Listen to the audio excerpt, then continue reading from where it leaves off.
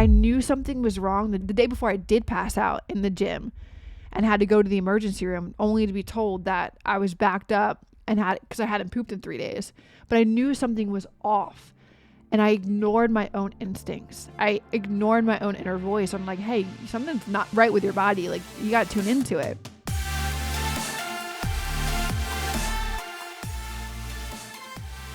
Yo, yo, yo, my friends. What's up? Hey, you guys. Welcome back to the Macro Hour with Nikki Stott, co-founder of WarriorBabe. And on this podcast, we talk about mindset, methodologies, and tactics that will help you lose body fat, build muscle, be strong, and feel insanely confident. I am your host, Nikki Stott, and welcome to today's episode number 253. And guys, in today's episode, I want to talk about how to rebuild trust with your body after years and years and years of dieting, yo-yo dieting, going on restrictive quick fixes, losing 10 pounds, gaining 20 back. Because after years of that type of dieting, after years of restriction, after years of bouncing from one quick fix to another, after years of losing the weight and then gaining it back, like what I think and what I realize is like a lot of women don't even notice how much trust they've lost with their own bodies. So if you're feeling or ever felt like you don't know when you're hungry or when you're full, or you don't trust yourself to eat without tracking, or you're afraid if you rest, you might slip up, you're afraid that if you go out to eat, you're going to overeat. Or if you're somebody that I've mentioned already, like yo-yo dieting, losing the same weight and gaining it back, this episode is for you guys. All right. We're going to talk about how that disconnection happened, how it shows up in your day to day. And most importantly, I want to talk to you guys about how to start rebuilding that trust with your body again in a way that feels inspiring, it feels empowering, it feels safe, and it feels sustainable for you to maintain. All right, so let's dive into it. But first and foremost, I have to just be honest with you guys. Most of us didn't just like wake up one day and feel disconnected from our bodies. And I say that because I realized that along my own journey, I'll interweave my own story into this discussion. And I'm sure you guys already know it, but it's good to just bring back to specific aspects that I may talk on today, what it may have looked like and resonated for me in my own journey. But you didn't just wake up one day and you didn't just feel disconnected from your body. It happened slowly through years of being told like you can't be trusted with food, or you have to do X, Y, and Z, or that our hunger was the enemy, or that our body was the problem. Like if you guys are in your 50s or 60s from growing up with the times of the 80s and even we may have experienced it in the 90s too as well, but the marketing and the stories and the narrative and what you may have seen your mom do and doing diet or diet, like this, it all happens slowly. And then all of a sudden it feels like it happened overnight, but you wake up one morning and you're like, damn, I feel so disconnected from myself, from my body. And it started with the magazines that you grew up with that said cutting carbs was the important thing to do, or what Weight Watchers was telling you, or like what I said, what you were seeing your mom do, or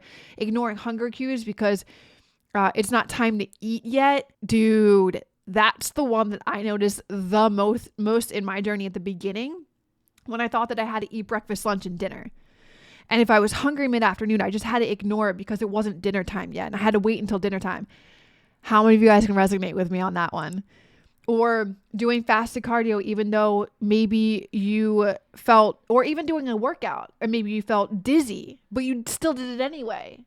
Dude, I'll never forget this story, and I probably have said this in one episode or another. When I lived in Bali it was like 6 or 7 months, I had just gotten done a workout, and we went to breakfast, and this girl in front of me was like swaying, and then all of a sudden she passes out. And I'm right there, and I'm like, God bless my nursing skills, because I kicked myself into gear right away and was there to help. But one of the first things when she came back to it, I was like, have you eaten yet today?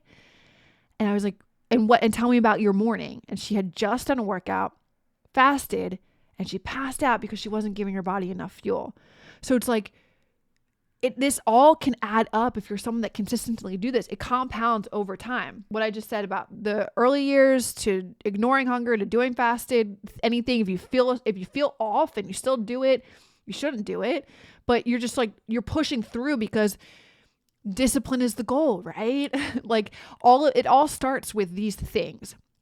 That's what diet culture teaches. To override your body. Don't trust it. Outsource your choices to someone else's rules. And then over time, what happens? You lose touch with what hunger actually feels like. You stop knowing what being full feels like. You start to fear food. You start to be afraid of carbs, or you start to be afraid of fats, or even the protein. Like, even though it's getting so much good rep over the past, I remember like 5 years ago, it got bad rep because if you ate too much protein, it could damage your kidneys, guys. And you only trust plans. You don't trust your own instincts. And the saddest part, and like that one hit for me, like I trusted plans when I was in bodybuilding, and it led me to the hospital 3 times.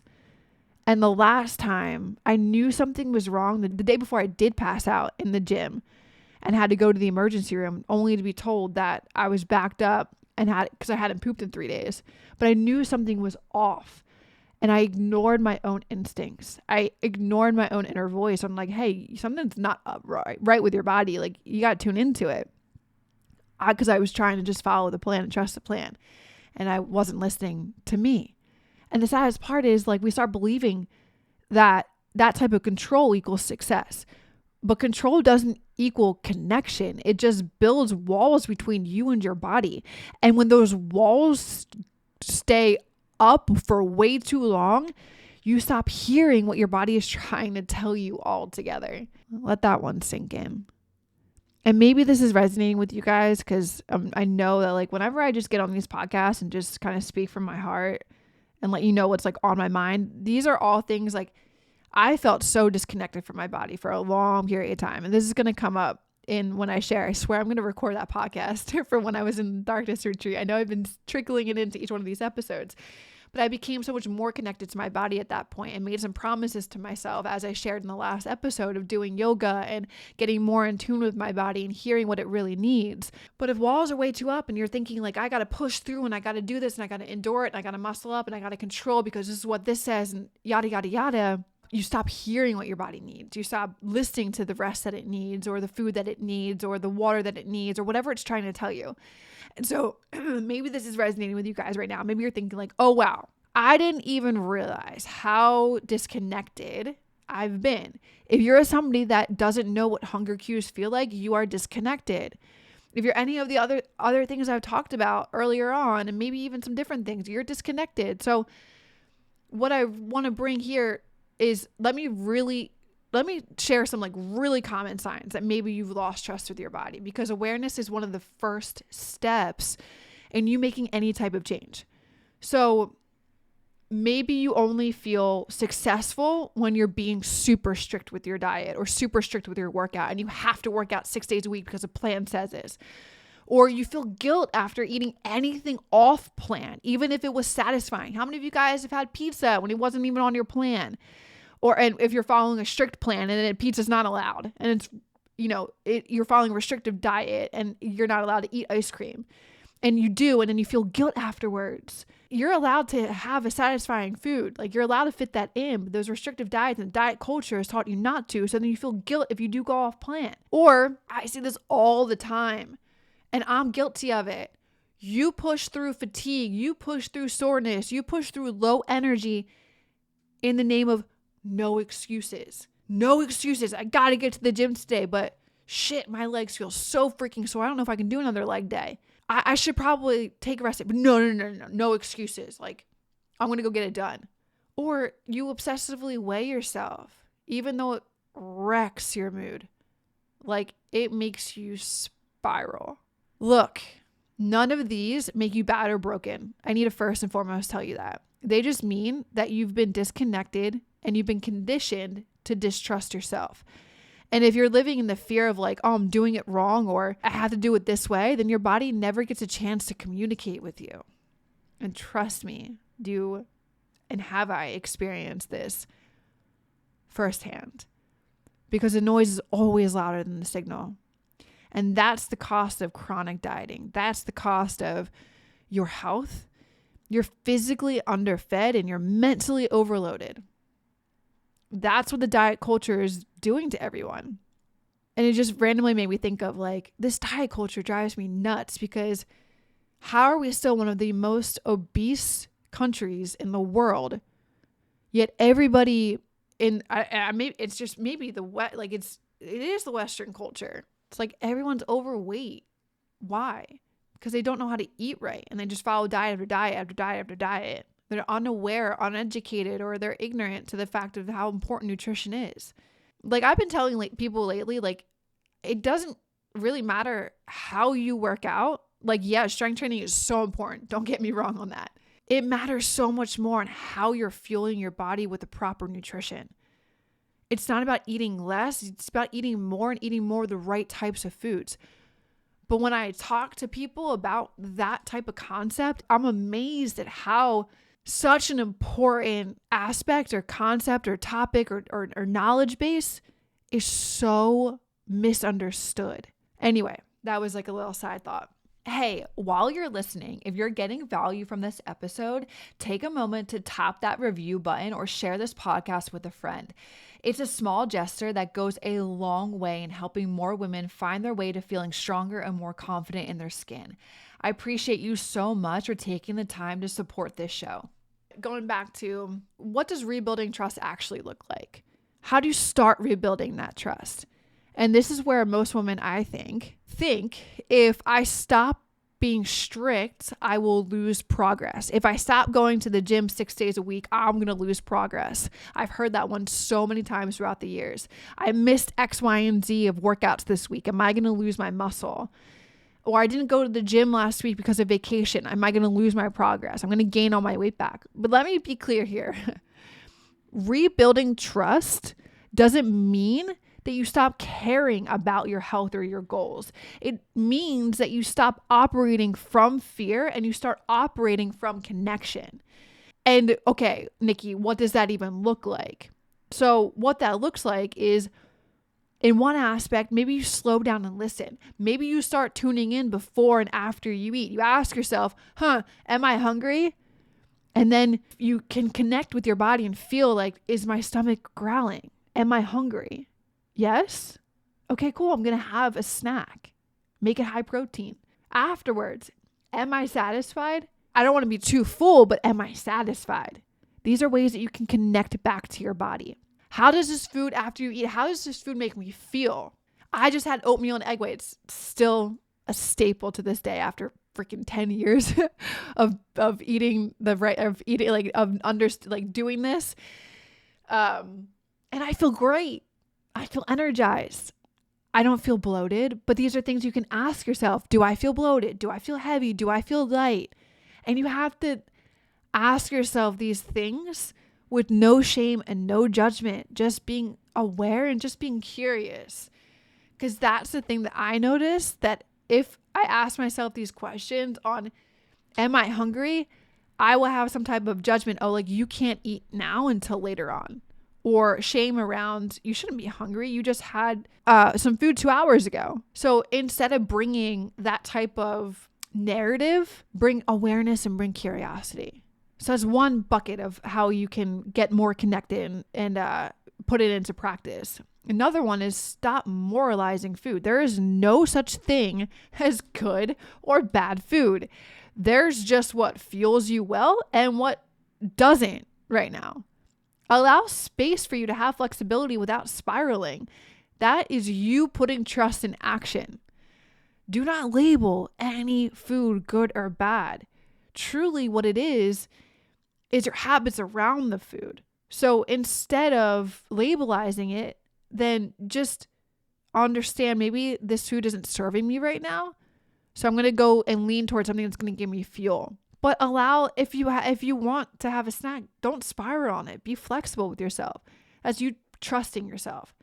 So that's another bucket. Another aspect, another bucket is you letting your workouts be supportive, not you punishing your body. Like some days you'll lift hard, some days you'll walk, some days you'll rest. Trust that you just moving your body doesn't have to be all or nothing to be effective, to be that you had a good workout, to, not every day is going to be 100% sunshine and rainbows. Just the fact that you moved your body in some type of way, if you did your 10K steps, or if you did yoga, if you did your strength training, that is you supporting your body. That's another bucket. Another bucket is, dude, the way to connect to your body, like this is probably one of the most important ones, is you eating enough. So many women undereat out of fear, but undereating is the fastest way to lose trust because your body thinks it's under attack. It doesn't trust you. It doesn't know when you're going to feed it again. So you're doing it out of fear. You're doing it out of fear because you don't want to gain weight, or you think that carbs are bad, or you have some type of narrative around it, but you not giving your body enough food is only working against you. Nourishment is literally the most important foundation of you giving trust back to your body. And then the last bucket that I would say is be okay with structure and intuition. I think this is, if not second to one, like eating enough, and then this one, like tracking your food isn't bad. I'm all for that. You guys know that. Following a training plan isn't bad, but they're tools. They're not that you have to follow this plan because it's what your trainer gave you and you have to be 110%. You should be at least 85 to 90% consistent. Don't get me wrong. I don't need any warrior babes going back to their coaches and being like, this is just a tool. I'm going to use my intuition. My intuition says I'm not going to eat it. I'm not going to eat that much today. No. I'm not saying that. I'm saying that you should follow they're not bad. You should follow the plan like 90%, but using those tools to build awareness, not to control or to punish yourself. This isn't about being perfect. It's about creating a relationship with your body, one that's built on respect, one that's built on consistency, and one that's built on you caring and connecting to it. All right, so let's talk about next, like one of the biggest mental shifts that has to happen to make this all work. And this is probably and I can totally agree and resonate, it's one of the hardest things to do. And that's because you have to move. I mean, shoot, if anybody's like me, you have to move away from control. You have to move away from control and you have to move to being more connected. So control says like, if I'm not losing weight every week, I'm failing. Or if I take a rest day, I'm falling off. Or if I eat off of my plan, then I'm not going to have progress. Or if I don't work out for a week, I'm going to lose all my progress. Or I have to track to the T and be perfect, or I'm going to spiral. That's control. And I feel you. Connection, on the other hand, though, says, I know what works for my body and I'm going to listen to it. I can trust my hunger. I can trust my recovery, and I can trust my energy.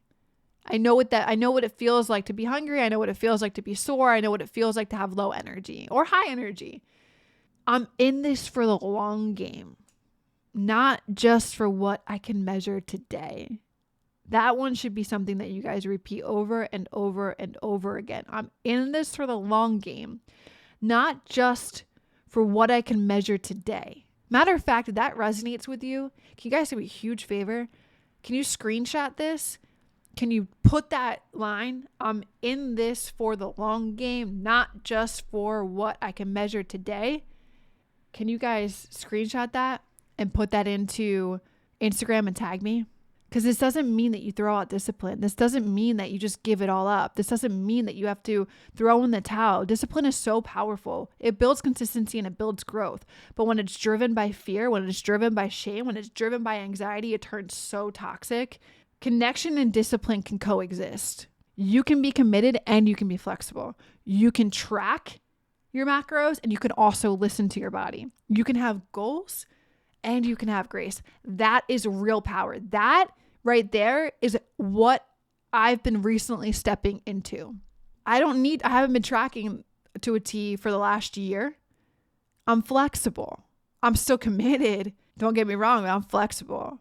I know what my body needs when it needs it, and I can listen to it. I'm committed to going to the gym. But again, if I'm only getting 4 hours of sleep one night, I'm going to push that workout to the next day. I'm just going to focus on getting 10K steps. I have goals and I'm maintaining my goals, but I can also have grace. That is power, you guys. So here's what I want to leave you all with. Rebuilding trust with your body is like any relationship. It takes time. It takes showing up. It takes forgiveness. It takes you putting these things and these concepts and these narratives and these understandings and this knowledge into practice. And along the way, if you realize you're controlling, forgive yourself and try to get back to connection. But hear me out. This is not going to happen overnight. But every single small choice that you make to listen, to nourish, to rest, to be kind is like the brick in the foundation of that trust. You are laying the foundation, you're rebuilding the foundation of trust. And each time you do those things, every small choice that you make to tune in, to be kind, to take it easy, that is you building trust brick by brick. And one day you'll look up and you're going to realize, wow, I'm not afraid anymore. I'm not afraid of food. I'm not afraid of rest. I'm not afraid of your own body. You'll realize that you've built this like partnership with your body, one that feels grounded, one that feels strong, one that feels sustainable for the long term. And from that place, guys, hear me out, because it's 1000% accurate. Fat loss will get so much easier. Strength will get so much more natural. Consistency becomes your lifestyle because you're no longer working against yourself. You're working with yourself. Okay? So I want to leave you guys on that note. If this episode spoke to you, I encourage you guys to share it, screenshot it, tag me, whatever line resonated with you, whether it was the one I said earlier or something else, or whatever concept or thought narrative I talked about today, tag me. Share with a friend and then tag me on social media. I love seeing those tags. And I'll DM you back. Say thank you so much. All right, you guys, I love you all. And until next time, try and focus on these aspects and get connected more back to your body. All right? Listen deeply. Trust your body is on your side. All right. Peace out, you guys. See you in the next one. Real quick, if this episode resonated with you or gave you the push that you needed, I'd love for you to pay it forward. Drop a quick rating and review, share the podcast with someone who might need it, and help me keep spreading the word. Your feedback not only helps the show grow, but it might just be the nudge someone else needs to kickstart their transformation. Thank you so much for your support.